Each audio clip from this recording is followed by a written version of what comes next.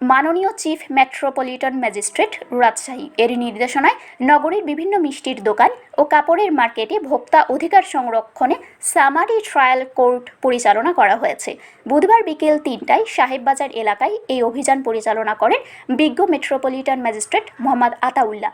অভিযানকালে ভোক্তা অধিকার আইন লঙ্ঘনের দায়ে ৩টি প্রতিষ্ঠানকে মোট ৪০,০০০ টাকা জরিমানা করা হয়। এর মধ্যে নবরূপ মিষ্টান্ন ভাণ্ডারকে ওজনে কম দেওয়া এবং একটি পণ্যে বিএসটিআই অনুমোদন না থাকায় ২৫,০০০ টাকা জরিমানা করা হয়েছে। এছাড়া মৌচাক মিষ্টি ভাণ্ডারকে দই অতিরিক্ত মূল্যে বিক্রি করায় ১০,০০০ টাকা জরিমানা করা হয়েছে।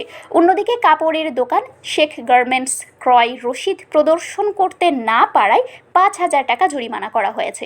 সামারি কোর্ট পরিচালনা প্রসঙ্গে সিএমএম কোর্টের নাজির সোহেল রানা বলেন, বিজ্ঞ মেট্রোপলিটন ম্যাজিস্ট্রেট কোর্ট নিয়মিত সামারি কোর্ট পরিচালনার মাধ্যমে ভোক্তা অধিকার সংরক্ষণ, পরিবেশ রক্ষা, খাদ্য নিরাপত্তা নিশ্চিতকরণ এবং বিভিন্ন অপরাধ আইনের আওতায় এনে রাজশাহী মহানগরকে আরও নিরাপদ করে গড়ে তুলতে কাজ করে যাচ্ছে। স্বাস্থ্য অধিকার, ভোক্তা অধিকার সংরক্ষণের জন্য আদালত নিয়মিতভাবে এই আদালত সামারি ট্রায়াল কোর্ট পরিচালনা করা হবে এবং এই বিষয়ে সচেতনতার জন্য আমরা আসছি এবং অপরাধ হয়েছে একটা আমরা শাস্তি দিছি। আমরা ভোক্তা অধিকারের জন্য ভোক্তা অধিকার ক্ষুণ্ণ হইতেছে এই বিষয়গুলো দেখে আমরা বিচার পরিচালনা করব।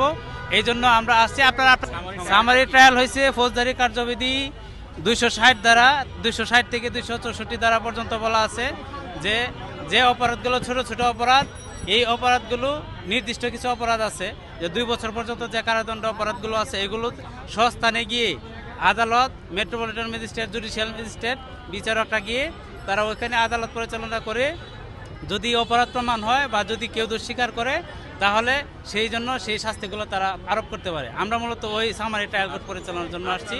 সবাই ভোক্তা অধিদপ্তর আইনে আসছি আমরা। ভোক্তা অধিদপ্তর আছে, বিএসটিআই আছে, স্যানিটারি ইন্সপেক্টর আছে, তারপরে র্যাব ফোর্স আছে, পুলিশ ফোর্স আছে, সবাই। আমরা এখন পর্যন্ত দুইটা প্রতিষ্ঠানকে জরিমানা করেছি।